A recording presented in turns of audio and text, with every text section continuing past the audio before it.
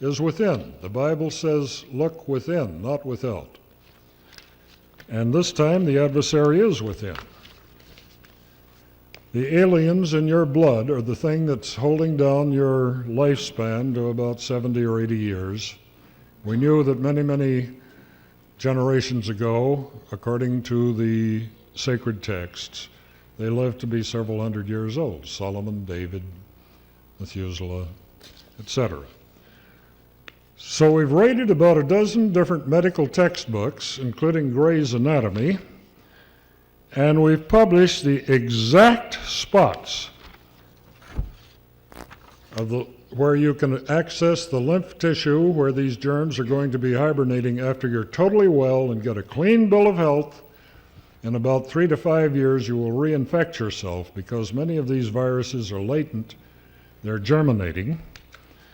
And with this information and these circuit diagrams and these instructions, we have literally given you back to yourselves. Now we're going to show you all of this before I leave here. This is not my opinion anymore. We have enough proof that it is a statement of fact that we can bank on it. If you are too lazy, too stupid, too electronically impaired, or too frightened to build your own, there are 40 known companies, and probably 100 that I know nothing about, that are building these things full time, and they're getting the most remarkable reports back when I do meet these people. And no, I do not get a nickel from any single one of these companies. And all of this information is in your paper. Now, what else do we have to watch for here? Nobody has ever to this day died of AIDS. Did you know that? They've died of the opportunistic infections, pneumonia, Kaposi sarcoma, etc., that can attack, ruin your body when your immune system cannot handle the load. In fact, it's called HIV, human immunodeficiency virus. AIDS is acquired immunodeficiency, AIDS syndrome. Now, this is the only way that I know of. I know the people that have written the books on ozone therapy. I won't mention their names. I know the doctors that are using all of the herbs and drugs. I have talked to the people who worked with Dr. David Ho, who was on last week's Time magazine cover as the Scientist of the Year, who has discovered that if you use 2 or 3 of these chemotherapy agents at the same time, you have a cocktail effect, and it reduces the HIV count, the PCR count in the blood tremendously. But what he didn't tell you, and I think I'll read this. This was in the Los Angeles Times, December 10th, 1997. And it talks about David Ho, Dr. Ho's, 1996. Drug combo knocks HIV down, not out.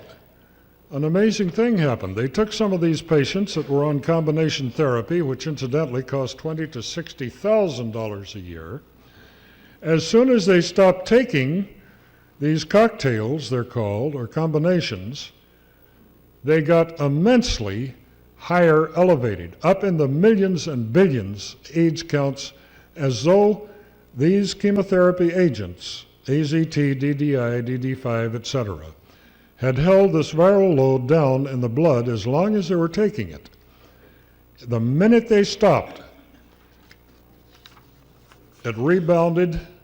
Many of the people were critically ill, and they had to put them back on it immediately. So once you start this cocktail therapy, as it's called, you're stuck with it for life as long as you live. And as you know from the International AIDS Conference in Japan last year, Okinawa, they found that none of these AZTs, etc., prolong the life of one single AIDS patient one day. I see many of you have read these papers like I have. They're simply a promise. They're engineered to get your money while they give you hope. I was beaten up and bloodied. I was hit over the head. I had blood running down my face by AIDS Act Up. David Miller it was that was running this crusade in New York City in February. He called the hotel, told them if the hotel allowed me, this is the Hotel New Yorker and the Hotel Pennsylvania, they had the combination meeting at these two hotels, that they, AIDS Act Up, would burn down those hotels. So they gave me a bodyguard, but he wasn't around there all the time. They said, Bob, do not use the front door of any hotel here. Go around back, use the service entrance, use the one under the sidewalk. Never go out the front door of this hotel. Use the side entrance, service entrance, delivery entrances. And the last day when I was there, and I had to run out front and get a shuttle to take me to the New Jersey airport to bring me home, there was a guy standing across the street with a video camera, and a guy that hit me over the head and bloodied me. And I didn't chase him down the street because my knees aren't very good. I don't have any cartilage in them. But when's the last time you saw me, Ivan? About 3 years, 4 years ago? You notice anything that's different? Yeah, you lost about 50 pounds probably. I lost 130 pounds. What? I weighed 290, and I have pictures of me to prove it. My hair on top was thinner than some of my old good buddies here. I had a nice little fat fringe around the outside. As soon as I got rid of the adversaries, the aliens in my blood, my immune system took over. When I got rid of the half a pound or so of parasites that every man, woman, and child in America, if he's more than 4 days old, is carrying, a newborn baby in 4 hours has breathed enough air to become infected with Candida albicans. If you live in America, there are 140 known indigenous parasites that any medical parasitologist will tell you live here and in us. If you live in Africa or the tropics, there are 500 identified, known, and maybe half again that many that are unknown. When we got these parasites out of my body, I did, wearing this thing on my wrist, an amazing thing happened. I began losing weight like crazy. I thought, my God, have I got stomach cancer? Am I wasting away with something? No, I was in better shape than I was before I started. The parasites, this is a theory, about 30% of the parasites that live in human beings, and these can range from 14 feet long if they're a tapeworm down to microscopic size, which is why they have to use microscopes to do the stool analysis if you go in for a check. These parasites were setting my appetite. If you'll think about this for a minute, stay with me. It is not what you eat or how much you eat that has anything whatsoever to do with your weight. It is how much of what you eat you store as fat, because the parasites have changed the P51, the leptin, and about 5 or 6 known neurotransmitters from the hypothalamus, the apostat, to feed them tomorrow. Many of these parasites have coexisted with mammals, apes, elephants for 20 million years. And the anthropologists will tell you they find them. Whenever they find a carcass frozen in the ice floes, these things have had parasites for about as long as man, however it might be, has been on the planet. These parasites have learned to use you as a meal and not kill you, because then they're going to die themselves, like Ebola. It runs its course in a couple of weeks, Ebola. Many of these viruses do that, but these parasites almost kill you and use you for a meal the same way as we send cattle to a feedlot before we take them to market. And when these parasites vanished from my body, and this is provable by dark field microscopy, phase contrast microscopy, any doctor that does this analysis can prove it. You don't have to take my word for it. I lost all of that weight, and before this time, I had offered $10,000 cash currency under the table to anyone who could get this weight off of me. I had tried hundreds, not hundreds, but dozens of diet plans. I had tried these canned meal, Jenny Craig type adventures. I had been injected with pregnant mare's urine, gonadotropin. I know some of you have been through the same things. I had taken legal methamphetamines to control my appetite. I had been on the protein-sparing fast where we drank glue to rebuild our muscles as we were losing the fat. I had tried everything until I had nearly killed myself.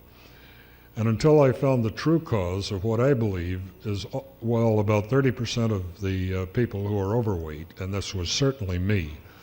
I was terribly embarrassed to find the airline stewardess running down the aisle with a seatbelt extender because the seatbelt wouldn't fit around me. I couldn't sit in a booth in a restaurant because I'd have to sit in a chair, et cetera, et cetera, et cetera. Now, the lady in the back of the room, Jane, had inoperable cancer when I met her, or shortly after I met her. Stand up again, Jane. Thank you, dear.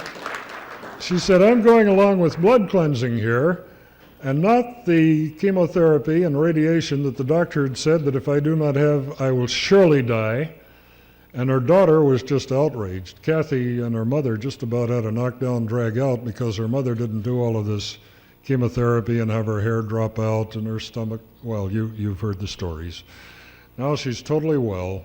Her last several physicals, biopsies, and CAT scans have shown not one speck of cancer anywhere in her body. Neither